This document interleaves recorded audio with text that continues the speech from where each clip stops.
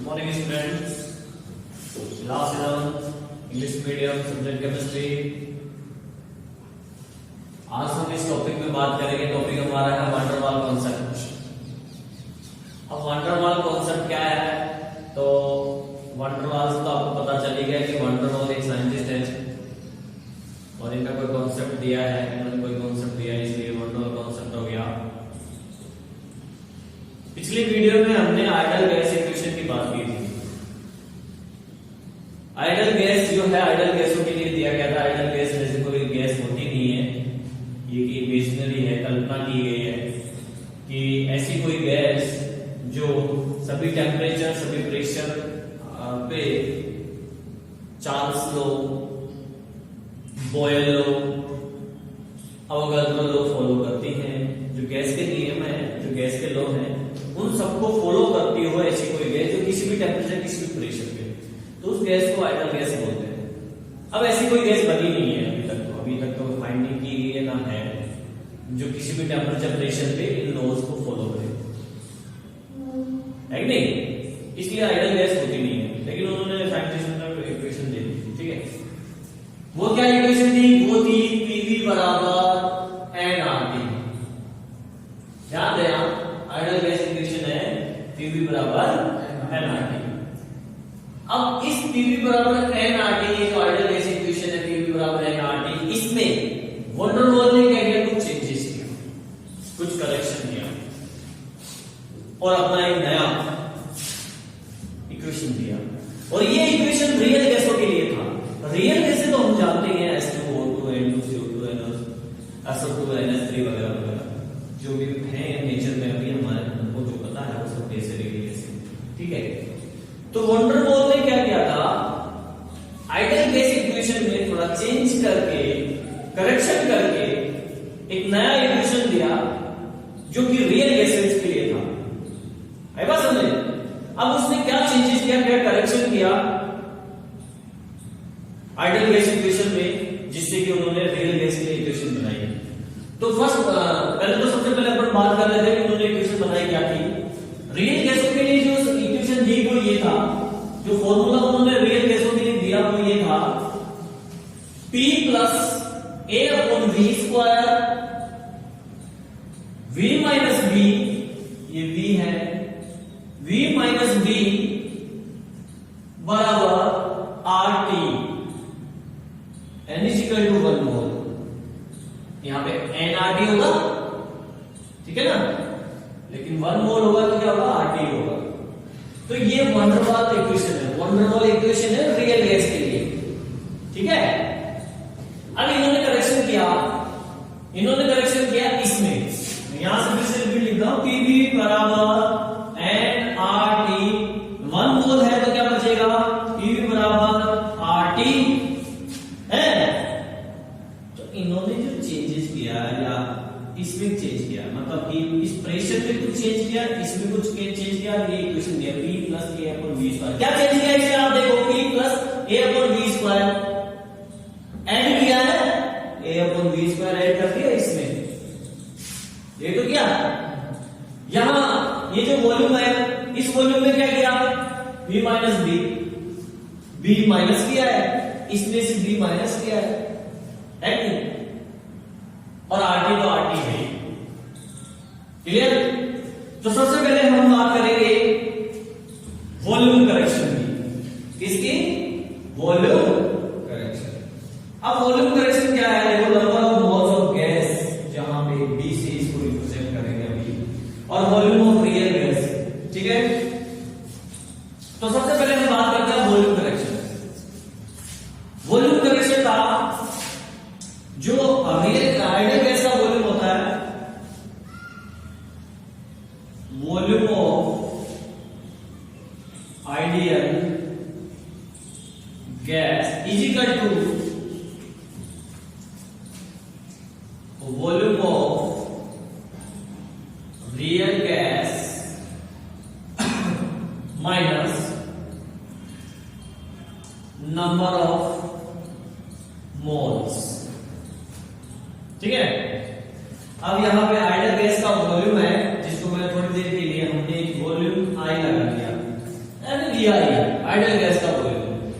Is equal to volume of real gas, यानी real gas का volume में से आइडियल गैस माइनस क्या करेंगे number of moles. Number of moles को यहाँ पे बी से प्रेजेंट किया, किससे प्रेजेंट किया, बी से प्रेजेंट किया, ठीक है कि इट मींस आइडियल गैस का जो वॉल्यूम है वो इसके इक्वल होता है। आइडियल गैस का वॉल्यूम इसके इक्वल होता है। ये किसका वॉल्यूम है, अरे ये आइडियल गैस का नहीं है, ये आइडियल गैस इक्वेशन है, तो ये वॉल्यूम भी आइडियल गैस का है। ये इक्वेशन आइडियल गैस की है, तो ये जो वॉल्यूम है बी, ये भी आइडियल गैस है, आइडियल गैस का वॉल्यूम है। और इसकी वैल्यू कितनी होती है, ये, यानी इसकी जगह ये रख सकते हैं, तो क्या बनेगा, जब आप इसकी जगह रखोगे तो ये बनेगा पी, और अलग से बी की जगह हमने वी आर माइनस बी रख दिया, है नहीं। और आगे क्या है, एनआरटी, ऐसे कैसे एनआरटी बराबर, देखो ये चीज आ गई ना, वॉल्यूम करेक्शन, वॉल्यूम करेक्शन तो आ गया। अब हमें प्रेशर पे भी करेक्शन करना है, समझ रहे हो, धीरे धीरे। आधी इक्वेशन आ गई है, ये आधी वाला चेंज करेंगे, प्रेशर, प्रेशर करेक्शन करेंगे। अब क्या करेंगे, प्रेशर करेक्शन। तो प्रेशर देखो क्या होता है, आइडियल गैस का जो प्रेशर है वो हमेशा रियल गैस से ज्यादा होता है। अब हम इसकी बात कर रहे हैं प्रेशर करेक्शन की, तो प्रेशर करेक्शन देखिए, आइडियल गैस का जो प्रेशर है वो रियल गैस के प्रेशर से ज्यादा होता है। आई मतलब आइडियल, आर मतलब रियल गैस, तो आइडियल गैस का प्रेशर रियल गैस के प्रेशर से क्या हो गया, ज्यादा होता है। तो दोनों को इक्वल करने के लिए हमें क्या करना पड़ेगा, दोनों को बराबर करने के लिए हमें क्या करना पड़ेगा, रियल गैस के प्रेशर को थोड़ा सा बढ़ा दें तो बराबर हो जाएगा कि नहीं। यहां पे इस इक्वेशन, यहां पे देखिए, यहां पे रियल गैस का प्रेशर कम है, तो अगर अपन इसमें कुछ प्रेशर ऐड कर दें तो आइडियल गैस के प्रेशर के बराबर हो जाएगा, नहीं हो जाएगा। It means P equal P I, ideal gas का प्रेशर बराबर रियल गैस के प्रेशर के कब होगा, जब इसमें कुछ प्रेशर मैं ऐड कर दूं। तो मैंने कुछ प्रेशर ऐड कर दिया, बराबर हो गया। अब सवाल ये है कि हमने कितना प्रेशर ऐड किया, ठीक है नहीं, ये जो प्रेशर ऐड किया है वो कितना है, ये अपन फाइंड करना है, ठीक है। तो देखिए जो प्रेशर ऐड कर रहा है, वॉन्डरवॉल ने कहा कि इसमें जो प्रेशर की कमी रहती है, मतलब कि दोनों ये आइडियल गैस का जो प्रेशर है और रियल गैस का प्रेशर में जो डिफरेंस रहता है, बराबर करने के लिए ये डिफरेंस है। अगर ये प्रेशर ऐड कर दें तो इसके बराबर हो जाएगा। तो ये जो प्रेशर ऐड किया गया है, वॉन्डरवॉल ने कहा कि ये प्रेशर जो है वो डेंसिटी के स्क्वायर ऑफ डेंसिटी के क्या होता है, डायरेक्ट प्रोपोर्शनल होता है, ठीक है। ये जो प्रेशर अपन ने इंक्रीज किया है वो प्रेशर स्क्वायर डेंसिटी के डायरेक्ट प्रोपोर्शनल होता है।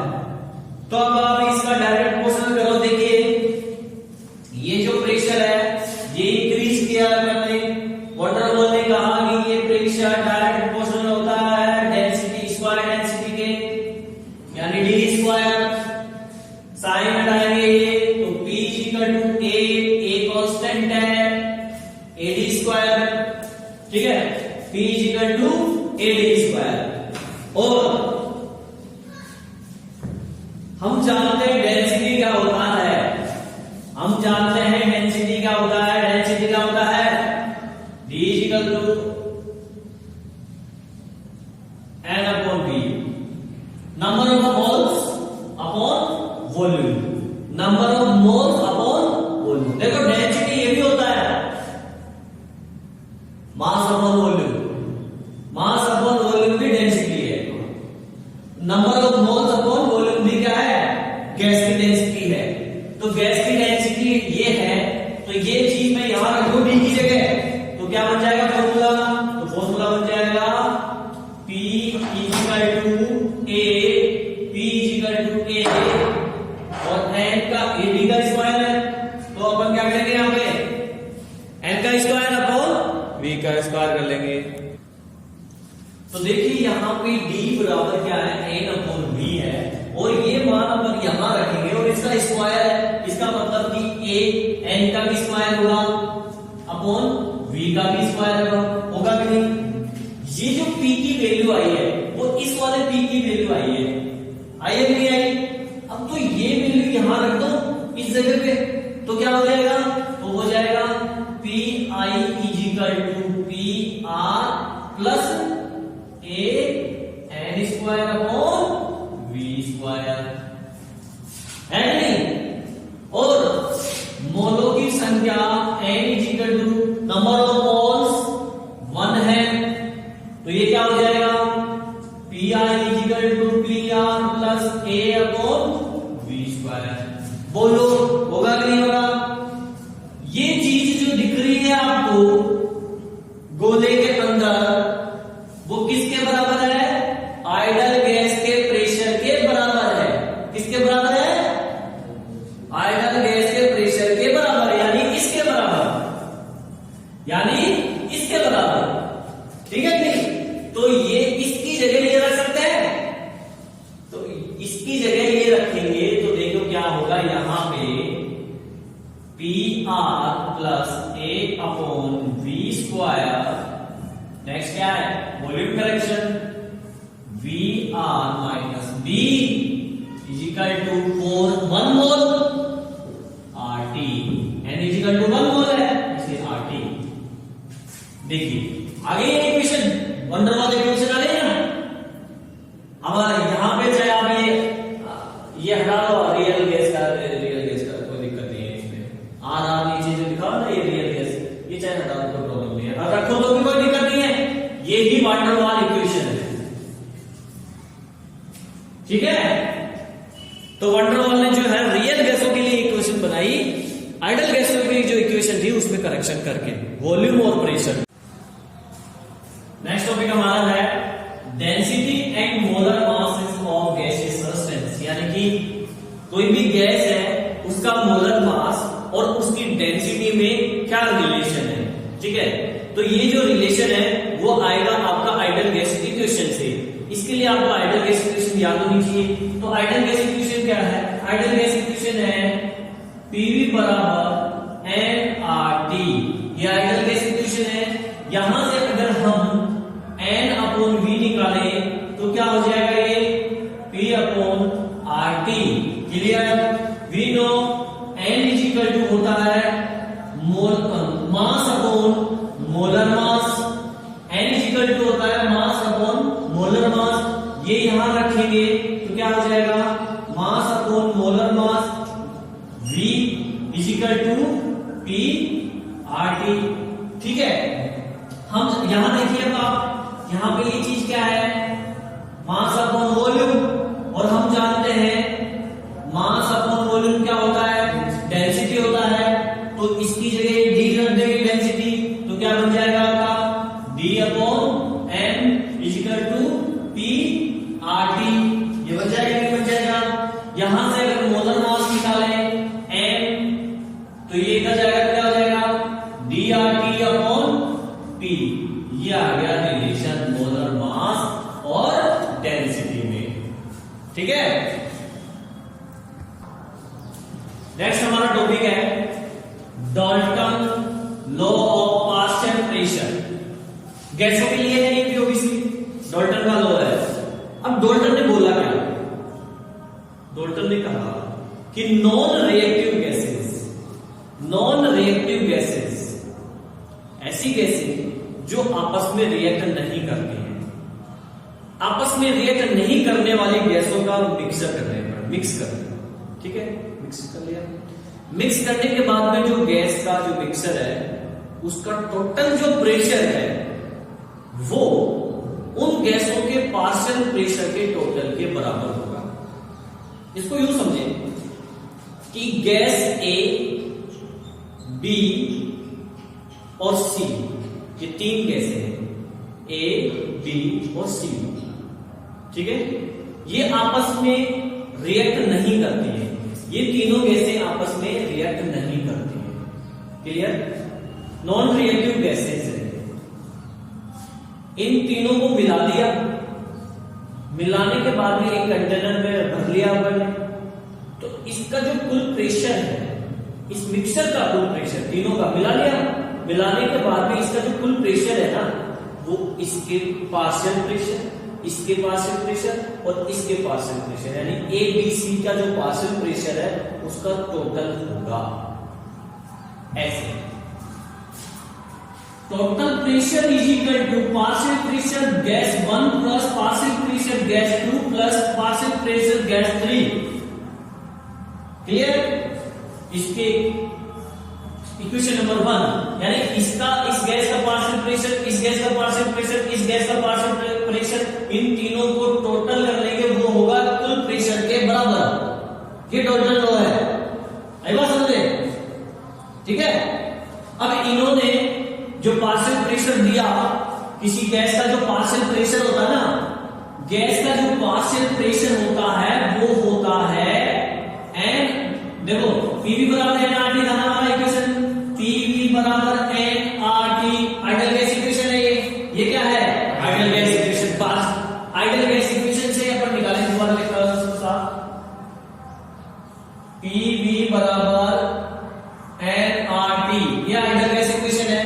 इसी से पार्शियल प्रेशर आता है, ये P equal to N upon V R T, ये पार्शियल प्रेशर है। ये क्या है? पार्शियल प्रेशर है। क्या है ये? Partial pressure. किसी भी गैस का जो पार्शियल प्रेशर होता है वो होता है number total mole upon volume into RT, ये पार्शियल प्रेशर होता है गैस का। तो अब तीन गैसें हैं, पहली गैस का पार्शियल प्रेशर क्या हो जाएगा इस इक्वेशन से? कांस्टेंट वॉल्यूम कांस्टेंट टेम्परेचर पे partial pressure N1 upon V तो कांस्टेंट है, R भी कांस्टेंट है, अपन जानते हैं गैस के कांस्टेंट है, बताया था मैंने आइडियल गैस इक्वेशन में, और T भी कांस्टेंट रखा है। तो पहली गैस का पार्शियल प्रेशर हो गया, दूसरी गैस का पार्शियल प्रेशर क्या हो जाएगा? N2 upon V RT। Clear? तीसरी गैस का पार्शियल प्रेशर क्या हो जाएगा? N3 upon V RT। Equation number 2, equation number 3, equation number 4। आई बात समझे? अब इक्वेशन नंबर 2, 3, 4 की वैल्यू इक्वेशन नंबर 1 में पुट करें। ये देखो पार्शियल प्रेशर 1 का, ये 2 का, ये 3 का पार्शियल प्रेशर है, जो यहां कर देंगे पार्शियल प्रेशर 1 गैस का, 2 गैस का, 3 गैस का, तो क्या बन जाएगा? P इक्वल टू पहली गैस का partial pressure 1 N1 V RT plus N2 V RT plus N3 upon V RT। यही होगा। मान पुट करने के बाद में, वैल्यू पुट करने के बाद में इक्वेशन नंबर 1 में यहां से हम V और RT क्या ले लेंगे? कॉमन ले लेंगे। तो क्या हो जाएगा? ये देखिए यहां पे कॉमन ले लिया, इसमें से कॉमन लिया आपने, तो क्या हुआ? RT अपॉन V कॉमन ले लिया, बच क्या गया? N1 plus N2 plus N3। बचा कि नहीं बचा? अरे बचा कि नहीं बचा? इक्वेशन नंबर 5 को डिवाइड, 5 का 2 में डिवाइड करेंगे इसको, 5 से 2 को डिवाइड करेंगे 5 से, ठीक है कि नहीं? इक्वेशन नंबर 2 को डिवाइड किया किससे? इक्वेशन नंबर 5 से। आगे बात समझो।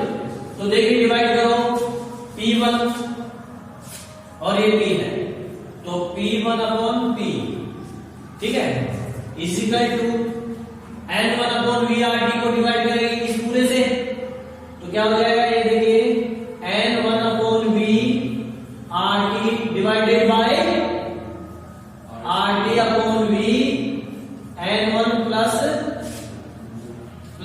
N2 प्लस N3, ठीक है। V और RT कट जाएगा, RT से RT कट जाएगा, V से V कट जाएगा, तो फाइनली क्या बचेगा? P1 अपॉन P बराबर N1 upon N1 plus N2 plus N3, यही बचेगा। क्लियर? यहां आप देखिए, चाहिए। ये इंपोर्टेंट क्या है, ये है mole upon total mole. Mole upon N क्या है, मोल है, ये क्या है, टोटल मोल है गैस का। जो गैस मिक्सर है उसका टोटल मोल है। ये मोल फ्रैक्शन होता है। क्या होता है ये, मोल फ्रैक्शन। सॉल्यूशन के लिए भी होता है मोल फ्रैक्शन। सोल्यूट के मोल अपन सॉल्यूशन के मोल, सॉल्वेंट के मोल अपॉन सॉल्यूशन के मोल, ये मोल फ्रैक्शन होता है। तो यहां पे पहली गैस का मोल अपॉन टोटल मोल, दूसरी गैस का मोल फ्रैक्शन क्या हो जाएगा, दूसरी गैस का मोल अपॉन टोटल मोल, तीसरी के लिए क्या हो जाएगा, तीसरी गैस का मोल अपॉन टोटल मोल, यानी कि N3 upon N1 plus N2 plus N3। N2 के लिए क्या हो जाएगा, N2 अपॉन दिस, और पहली गैस के लिए क्या हो जाएगा, N1 अपॉन दिस। समझ गए, ये मोल फ्रैक्शन है।